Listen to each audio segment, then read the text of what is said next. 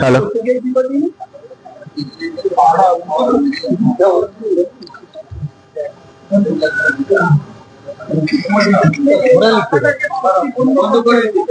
হলের দাদা এই পাখাটা বন্ধ করে দিন না। হলের কি আছে?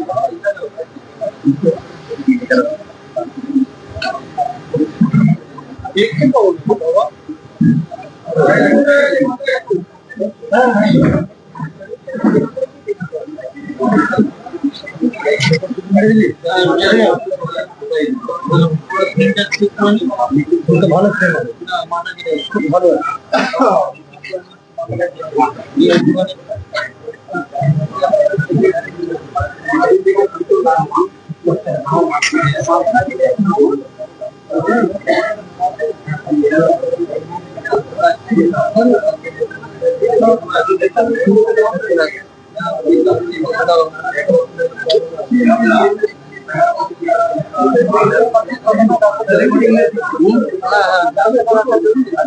ভালো ভালো আমার দরকার আছে।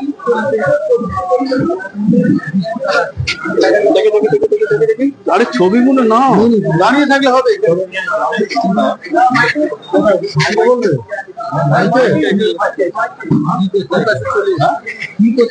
এটা মাইক আছে, এলাকার মাইক আছে, ঠিক আছে।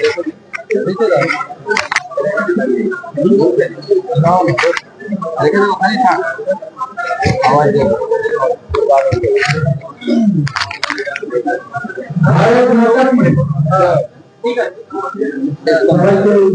নমস্কার, কথা বলবেন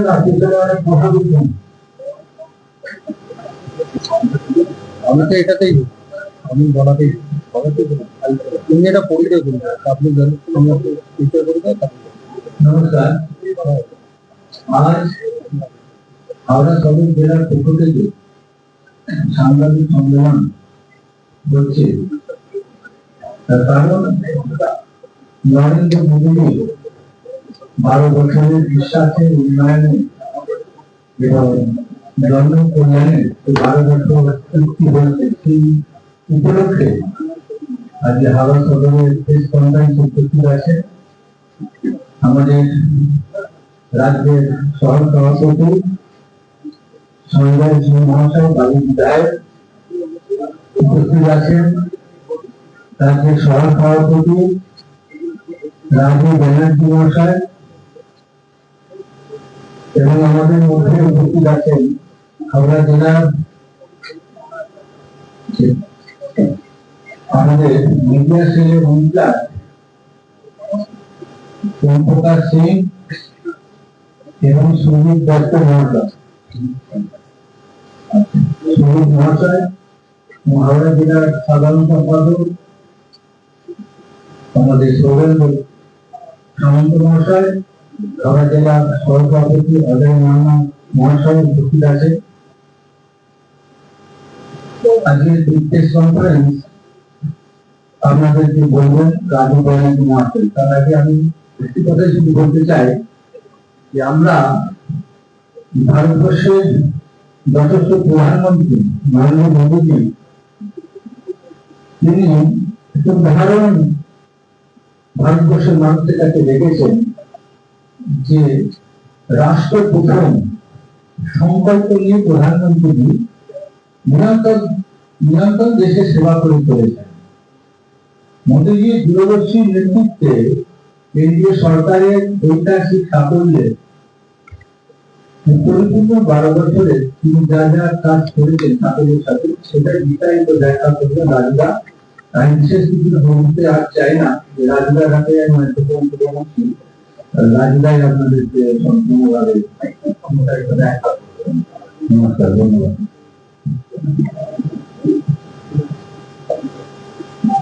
এমনি বলছি তো, এমনি বলছি।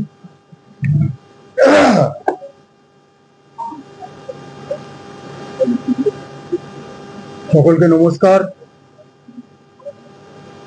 আজকে আমরা এখানে সকলে একত্রিত হয়েছি কারণ ভারতবর্ষের যশস্বী প্রধানমন্ত্রী মাননীয় নরেন্দ্র দামোদর দাস মোদীজি 12 বছরের যে সরকার পরিচালনা করছেন, এই 12 বছরের সরকারের পূর্তি উপলক্ষে 7ই জুন পূর্তি হয়েছে। একদিকে তিনি যেরাম 10ই জুন ভারতবর্ষের বুকে ইতিহাস তৈরি করেছেন, নির্বাচিত সব থেকে বেশি দিন ভারতবর্ষের প্রধানমন্ত্রী পদে নির্বাচিত হয়ে যিনি দেশ শাসন করছেন, আমরা 10 তারিখ 10ই জুন সেই দিনটি আমরা উদযাপন করেছিলাম। আর তার বছরে এই 12 বছর যে সরকারের পূর্তি, সেই পূর্তি উপলক্ষে আমরা সমগ্র পশ্চিমবঙ্গে আজকে প্রেস কনফারেন্স করছি। দেখুন, নরেন্দ্র মোদীজি নিজেকে প্রধানমন্ত্রী বলেন না, বলেন প্রধান সেবক। আর তিনি যে প্রকৃত অর্থে প্রধান সেবক, সেটা একটা একটা করে আমরা আপনাদেরকে উদাহরণ দিয়ে বুঝিয়ে দেব। এই 12 বছরে তিনি ভারতবর্ষের যে সরকারের অগ্রগতি, একদিকে যেরাম মানুষের বিশ্বাস, মানুষের ভরসা, উন্নয়ন, জনকল্যাণ, এই সরকার প্রত্যেকটা দিক পূরণ করেছে। যা যা প্রতিশ্রুতি দিয়েছিল সেই প্রতিশ্রুতিগুলোকে পালন করছেন এবং আগামী দিনও পালন করে চলবে। ভারতবর্ষের মানুষ এক যশস্বী প্রধানমন্ত্রীকে পেয়েছেন।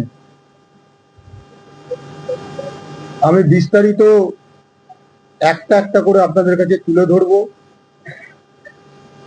যে মাননীয় প্রধানমন্ত্রীজি একদিকে যেরাম নারী ক্ষমতা, একদিকে যেরাম কৃষকদের জন্য জনকল্যাণ, শ্রমিকদের জন্য যে প্রকল্প, ছাত্র যুবদের জন্য যা যা উন্নয়ন, সাথে সাথে সমাজের বিভিন্ন স্তর অবধি, অর্থাৎ আমরা বিশ্বাস করি অন্তর্দয়ের উন্নয়ন, অর্থাৎ সমাজের একদম নিচু স্তরে যারা রয়েছেন তাদের যতদিন পর্যন্ত না প্রকৃত আমরা তুলে আনতে পারি, তাহলে কিন্তু সেটা যেরকম দেশের পক্ষে মঙ্গল নয়, সমাজের পক্ষে মঙ্গল নয়। তাই জন্য আমাদের প্রথম অগ্রাধিকার থাকে, অর্থাৎ প্রায়োরিটি থাকে যে সমাজের একদম পিছিয়ে পড়া যারা মানুষ আছেন তাদেরকে সমাজের মূল স্তরে নিয়ে আসার প্রচেষ্টা প্রধানমন্ত্রী নিরলসভাবে এই প্রচেষ্টা করে চলেছেন, উন্নয়ন করে চলেছেন, জনকল্যাণ করে চলেছেন, আর দেশের জন্য যে কাজ, সেই কাজ তিনি করে চলেছেন। বিগত 12 বছরের প্রধানমন্ত্রী যে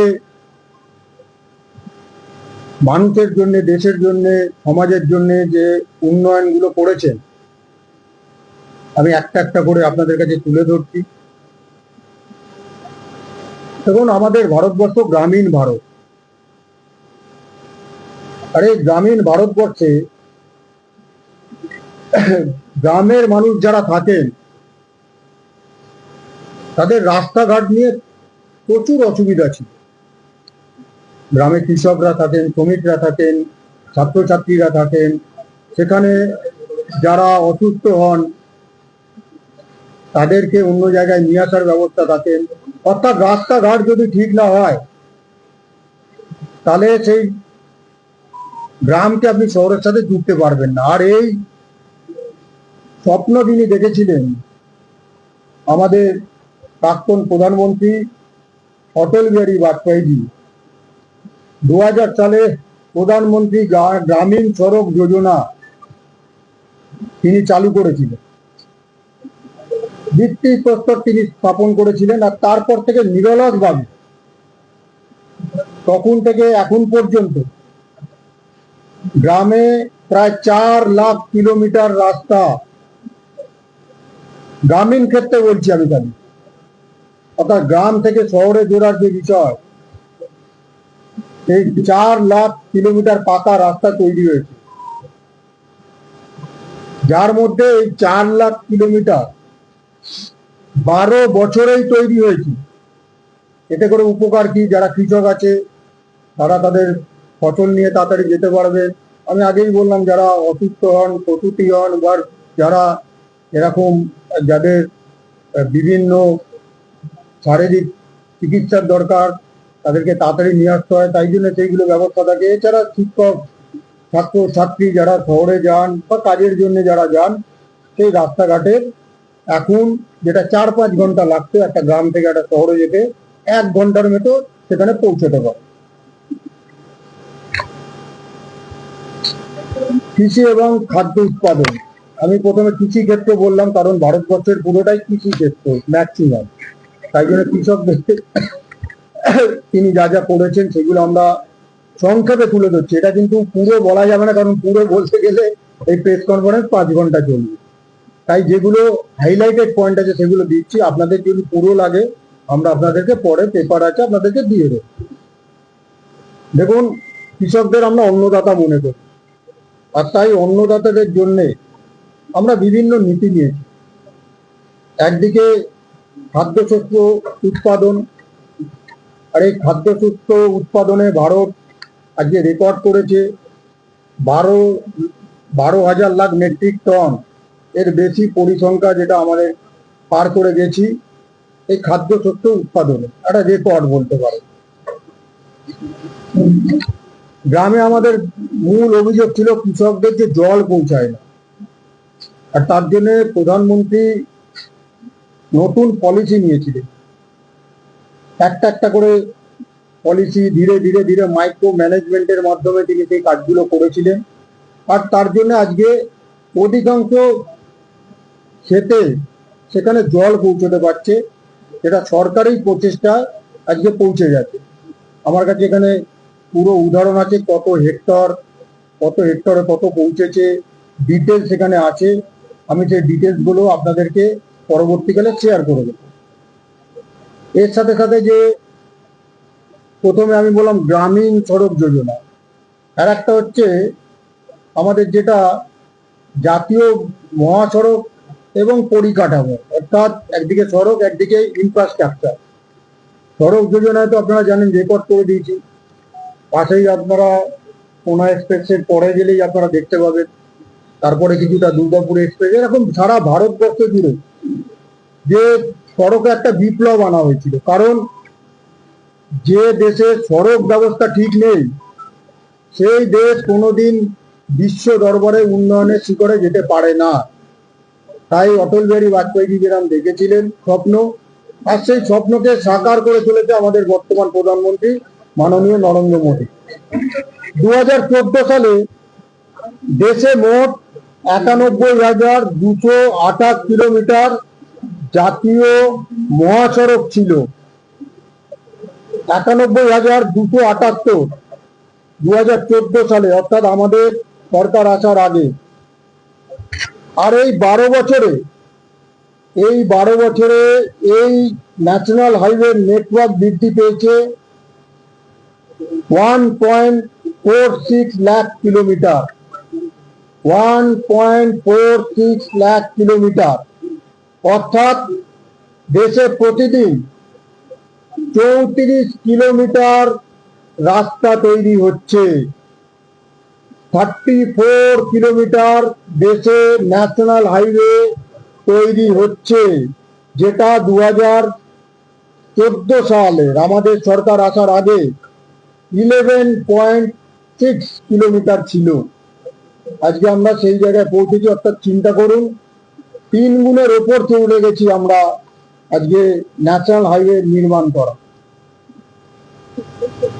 এরপরে চলে আসুন রেলওয়ে নেটওয়ার্ক, অর্থাৎ এখন ইনফ্রাস্ট্রাকচার বলছি, পরিবহন ক্ষেত্র বলছি। একদিকে যেটা মহাসড়কের আমরা অভিযান করেছি, আর একদিকে যে ভারতবর্ষে অর্থাৎ রেলের আগে জানেন আপনারা বাজেট হতো, আর রেল মানে হচ্ছে নেটওয়ার্কিং ছিল, কিন্তু কেউ স্বপ্নও দেখেননি 2014 সালের আগে পর্যন্ত যে রেলের আধুনিকরণ হতে পারে। আর তাই আজকে বর্তমানে দাঁড়িয়ে ভারতের প্রায় 99.4 এর বেশি পার্সেন্টের বেশি, অর্থাৎ আগে ব্রডগেজ এত ছিল না, রেল লাইন আমরা সব জায়গায় ব্রডগেজ লাইনই ছিল না। ভারতবর্ষে এখন যেখানে রেলওয়ে নেটওয়ার্ক আছে সেখানে 99.4% ব্রডগেজ লাইন হয়ে গেছে। কল্পনা করুন আপনারা, দেশ জুড়ে 1371টি রেল স্টেশনকে 1371টি রেল স্টেশনকে অমৃত ভারত স্টেশন, দেখবেন এক একটা স্টেশনের কাজ হচ্ছে। আমাদের সাঁতরাগাছি স্টেশন আপনাদের চোখের সামনে উদাহরণ আছে, কি ছিল আগে কল্পনা করুন, আর এখন কি হচ্ছে দেখুন। আধুনিক স্টেশন, আর আধুনিক স্টেশন হওয়ার পর দেখবেন কি পরিষেবা ওখান থেকে দেওয়া হচ্ছে। বিভিন্ন জায়গায় আপনারা দেখেছেন ছবিতে, বিভিন্ন স্টেশন আছে। সেই অমৃত ভারত স্টেশন যোজনার অধীনে বিশ্বমানের সব রেল স্টেশন গড়ে তোলা হচ্ছে। এই 12 বছরে আমরা কেবল ট্রেন চালাচ্ছি না, বরং আরআরটিএস এবং বন্দে ভারত ট্রেনগুলোর মাধ্যমে এখানে এখন ভারতবর্ষে 164টির বেশি বন্দে ভারত এক্সপ্রেস চলছে। 164 বন্দে ভারত চলছে। হাওড়া থেকেও আমাদের দেখেছেন বন্দে ভারত প্রচুর চালু হয়ে গেছে এবং সফলভাবে চলছে, যা ভারতীয় রেলের এক নতুন আধুনিক ও সুরক্ষিত পরিচয় হয়ে উঠেছে। বন্দে ভারতটা এখন অনেকের স্বপ্ন, অনেকে বন্দে ভারত চড়ার জন্যই মুখিয়ে থাকেন, আর সেই স্বপ্ন সাধারণ মানুষের সাকার করে দিয়েছে আমাদের বর্তমান প্রধানমন্ত্রী মাননীয় নরেন্দ্র মোদী। রেল থেকে চলে আসুন বিমান পরিষেবা।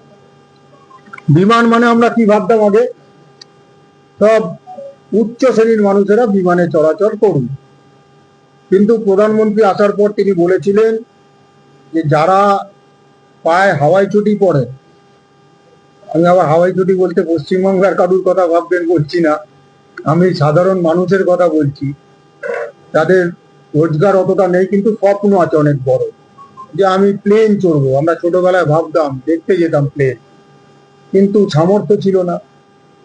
সেই মানুষদের কাছে সেই স্বপ্নকে সাকার করেছে আমাদের বর্তমান প্রধানমন্ত্রী মাননীয় নরেন্দ্র মোদীজি। উড়ান যোজনা এনেছেন, আর সেই উড়ান যোজনার মাধ্যমে তিনি সাধারণ মানুষের, খেটে খাওয়া মানুষের বলবো, সকলের আওতায় আজকে বিমান পরিষেবাকে এনে দিয়েছে। স্বাধীনতা 67 বছরের ভারতবর্ষে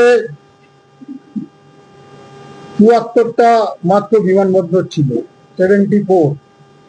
সেগুলো পরিস্থিতি কি ছিল আপনারা দেখেছেন, আপনারা যান বিমানে, আপনারা দেখেছেন। আর গত 12 বছরে 64 বছর 74টা ছিল, আর গত 12 বছরে 90টির বেশি আমরা এয়ারপোর্ট করেছি, বিমানবন্দর তৈরি করা হয়েছে প্রধানমন্ত্রী নরেন্দ্র মোদীর নেতৃত্বে, এবং সেইগুলো সব বিশ্বমানের তৈরি হয়েছে। এটা আপনাদের কাছে নতুন করে বলে দিতে হবে না। আর আজ 164 পার করে গেছে, আজকে 164টা পার করে গেছে।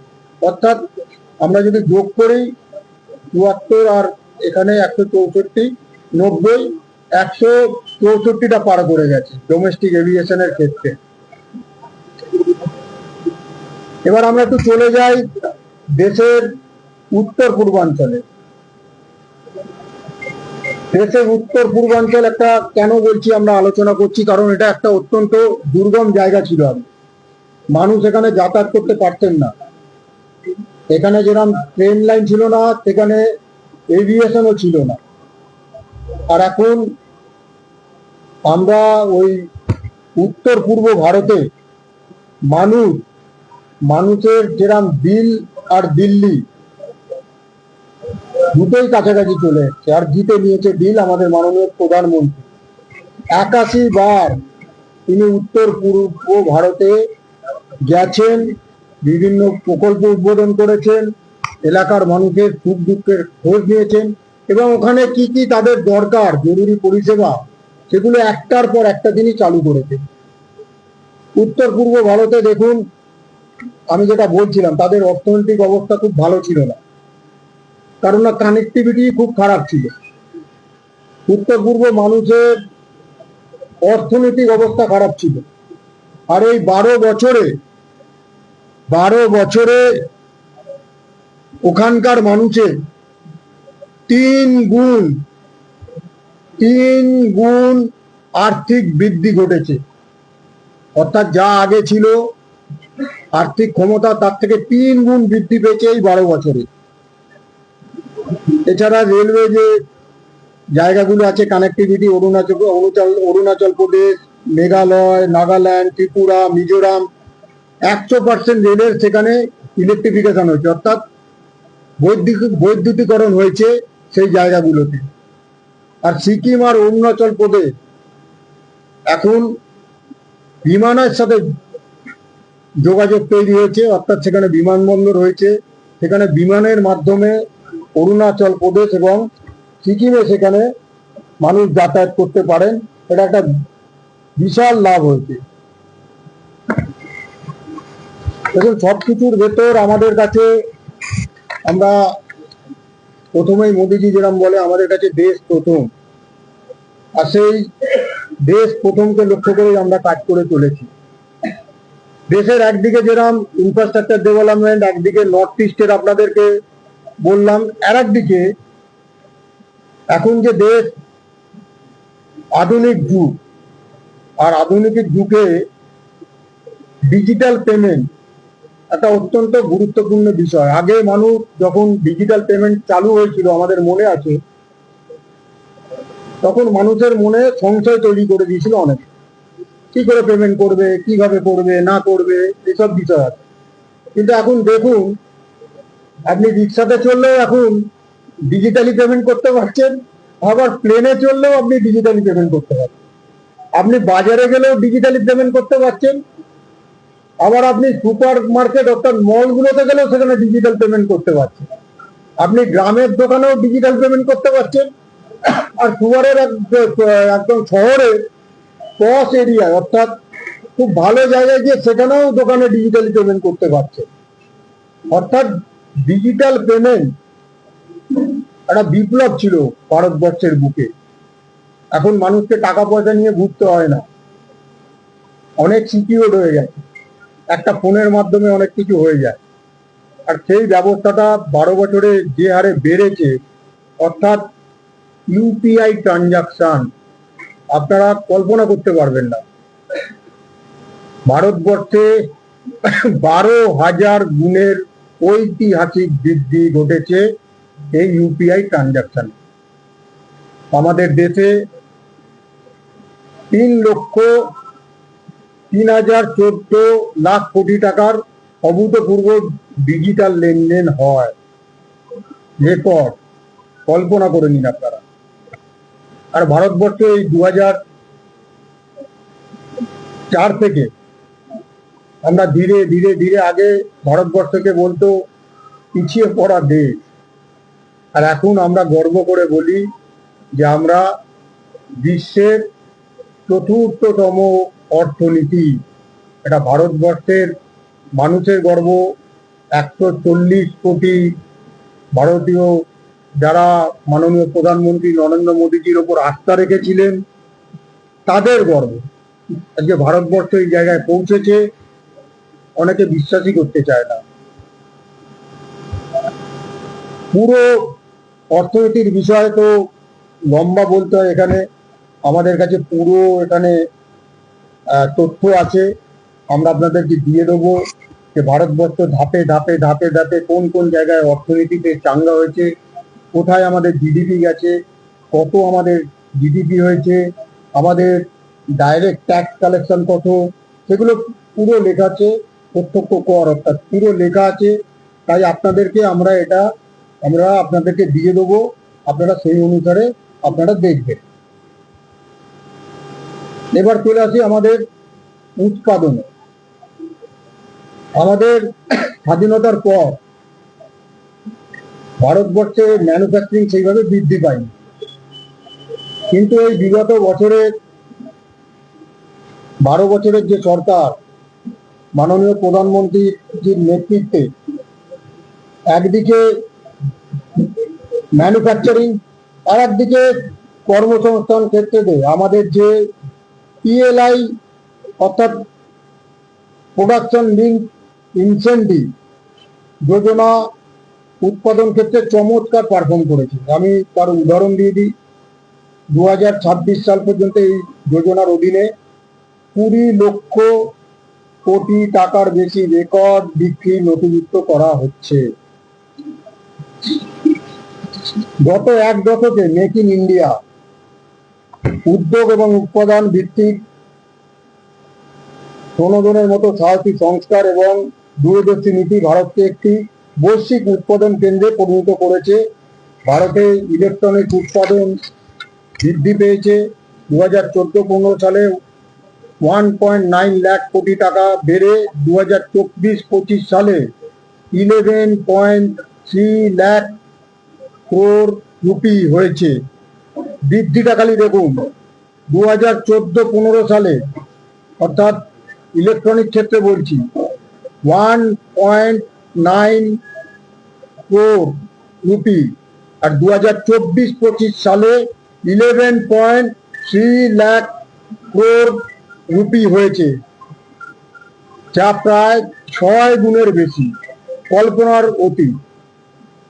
আমাদের দেশে সেমিকন্ডাক্টর আপনারা জানেন ইতিমধ্যে, সেমিকন্ডাক্টর ম্যানুফ্যাকচারিং ইকোসিস্টেম গড়ে তোলার জন্য সরকার 1.64 লাখ crore রুপি যে বিনিয়োগের প্রতিশ্রুতি পেয়েছে, সহ 12টি প্রকল্প মঞ্জুর করেছে। এগুলো আপনারা সকলে জানেন, আবার আপনাদেরকে আমরা মনে করিয়ে দিলাম।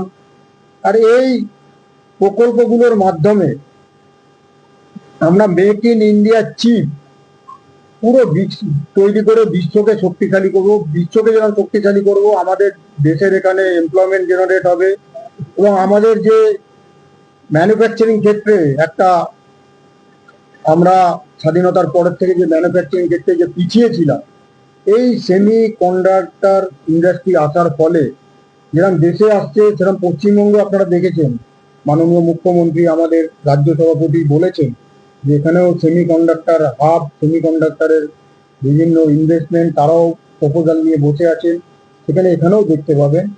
এইভাবে পশ্চিমবাংলাও শক্তিশালী হবে, পশ্চিমবাংলাও এমপ্লয়মেন্ট জেনারেট হবে। আমরা যে হাতে হাতে এখন মোবাইল ফোন নিয়ে ঘুরছি, আমাদের আগে এখানে মোবাইল ফোন আমরা ম্যানুফ্যাকচার করতে পারতাম না, অধিকাংশ সব বাইরের থেকেই যাচ্ছে। কিন্তু আপনারা জানলে এখন অবাক হবেন, আমরা এখন বিশ্বের মধ্যে মোবাইল তৈরিতে আমরা বিশ্বের মধ্যে দ্বিতীয় স্থানে আছি। আমরা second largest mobile manufacturing country Bharatvarsha. অর্থাৎ কল্পনা করুন যে ভারতবর্ষে সব মোবাইল ইম্পোর্ট হতো, বিদেশ থেকে আসতো, এখন আমরাই মোবাইল এখান থেকে এক্সপোর্ট করি, আমাদের তৈরি মোবাইল এখান থেকে এক্সপোর্ট হয়। 2014 সালে 90% মোবাইল আমদানি করতাম, আমরা ইম্পোর্ট করতাম 90%। আর বর্তমানে আমাদের মোবাইল উৎপাদন 163 গুণের অভূতপূর্ব বৃদ্ধি ঘটেছে, 163 গুণের অভূতপূর্ব বৃদ্ধি ঘটেছে। এই মেক ইন ইন্ডিয়ার ফলে আজ 300টির বেশি উৎপাদন ইউনিট কাজ করছে, যেখানে 2014 সালে মাত্র 2টো ইউনিট কাজ করছে। 2014 আমাদের 12 বছরের সরকার আসার আগে পূর্বে দুখানা ইউনিট ভারতবর্ষে কাজ করতো, আর আজকের দিনে আপনারা দেখছেন 300টির বেশি উৎপাদন ইউনিট এখানে কাজ করছে। একদিকে এরকম যে গ্রোথ রয়েছে, আর একদিকে আমাদের যে স্টার্ট আপ এবং সংস্কৃতি ও পরিবেশ রয়েছে, সাথে সাথে আমাদের ভারতবর্ষের প্রধানমন্ত্রী মাননীয় নরেন্দ্র মোদীজি দুটো কথা বলেছিলেন, দুটো বি বলেছিলেন। দুটো বি অর্থাৎ বিকাশ ভি, বিরাসত ভি। বিকাশ মানে সবাই জানেন আপনারা উন্নয়ন, আর বিরাসত মানে হচ্ছে ঐতিহ্য। অর্থাৎ ভারতবর্ষের যে ঐতিহ্য আছে আমরা প্রায় ভুলে গেছিলাম। আমরা ভুলতে বসেছিলাম যে ভারতবর্ষের ঐতিহ্য কি, কারণ আমাদের ভুলিয়ে দেওয়া উচিত। সেটা মাননীয় নরেন্দ্র মোদী একটার পর একটা প্রকল্পর মাধ্যমে তিনি সেটা ফিরিয়ে এনেছেন। বিভিন্ন আপনারা বিষয় সেখানে দেখেছেন যে একটা একটা করে তিনি এই ঐতিহ্যকে ফিরিয়ে আনার জন্য যে প্রচেষ্টা করেছেন, তার মধ্যে উল্লেখযোগ্য আগামী 21 তারিখ বিশ্ব যোগ দিবস। আর সেই বিশ্ব যোগ দিবস এখন পৃথিবীর সারা দেশে পালন হয়, প্রত্যেকটা জায়গায় পালন হচ্ছে বিশ্ব যোগ দিবস। আমরা ভারতবর্ষের আগে দুর্নাম করতো, আগে যারা মানে আমরা বলি যে ফার্স্ট ওয়ার্ল্ড কান্ট্রি তথাকথিত, তারা ভারতবর্ষ খালি নিতে জানে। এখন আমাদের মাননীয় প্রধানমন্ত্রী নরেন্দ্র মোদীজি তিনি বলছেন যে ভারতবর্ষ দিতেও জানে, আচ্ছা, আর সেই দেওয়ার বিনিময়ে কোনো কিছু লাগে না, বিনা পয়সায় দিতে জানে। আর সেটা দিতে জানে এমন একটা জিনিস যে যোগ করলে আপনি নিরোগ থাকবেন, আগামী দিন আপনার পরিবার, আপনাদের সমাজ, আপনার দেশ সুস্থ থাকবে। সেই যোগ তিনি সমগ্র পৃথিবীতে ছড়িয়ে দিয়েছেন। এইভাবে তিনি ভারতবর্ষের যে ঐতিহ্য, আমি প্রথমেই বললাম যে 12 বছরের সরকার, একদিকে দেশ, একদিকে সমাজ, আর একদিকে জনকল্যাণ, এই তিনটে বিষয়। আর এই তিনটে বিষয়কে তিনি যেভাবে অগ্রাধিকার দিচ্ছেন, দেশকে শক্তিশালী রাষ্ট্ররূপে তুলে ধরেছেন। আপনাদের অতীতের প্রত্যেকটা উদাহরণ রয়েছে, নতুন করে বলার কিছু নেই। আমাদের পরকী রাষ্ট্র আমাদের যখন আমাদের ওপর অন্যায়ভাবে রাতের অন্ধকারে আমাদের ভাই বোনেদের, আমাদের গুরুজনদের প্রাণ কেড়ে নিয়ে চলে গেছে বিভিন্ন ঘটনায়, আপনারা দেখেছেন। অতীতের মতো আমরা চুপ করে বসে থাকিনি, আমরা তার যোগ্য জবাব দিয়েছি। আর সেই যোগ্য জবাব দেওয়ার ফলে আজকে ভারতবর্ষের 140 কোটি মানুষ তারা আমাদের উপর বিশ্বাস করছে। আজকে আমরা ডিফেন্সের ক্ষেত্রে আমরা একটা ঐতিহাসিক সন্ধিক্ষণে দাঁড়িয়ে আছি।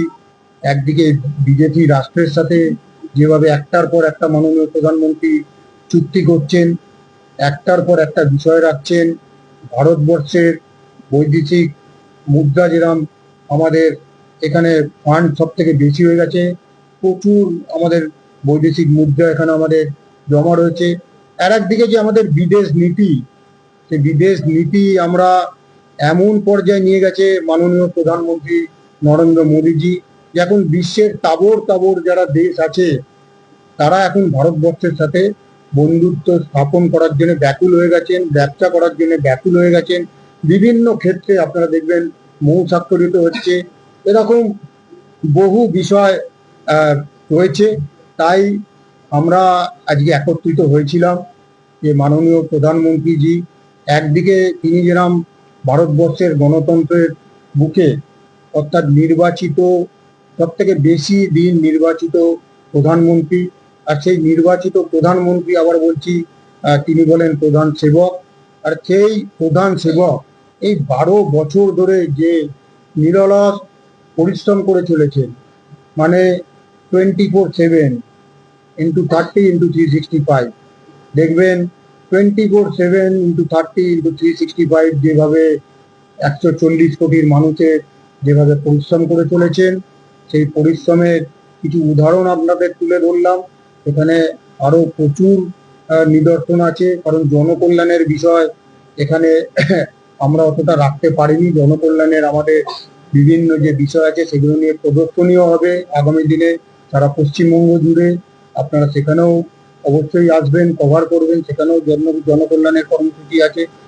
আর এই 140 কোটি মানুষকে নিয়ে মাননীয় নরেন্দ্র মোদীজি যে সবকা সাথ, সবকা বিকাশ, সবকা বিশ্বাস নিয়ে এগিয়ে চলেছেন, আমরা বিশ্বাস করি, মানুষ বিশ্বাস করে যে আগামী দিন, অর্থাৎ আগামী দিন হচ্ছে 2047 সাল। 2047 সালে কবির ভাষায় ভারত আবার জগৎ সভায় শ্রেষ্ঠ আসন লবে, এই ভারতবর্ষেই আকাঙ্ক্ষা করছে এবং তাদের স্বপ্ন পূরণ হবে। ধন্যবাদ।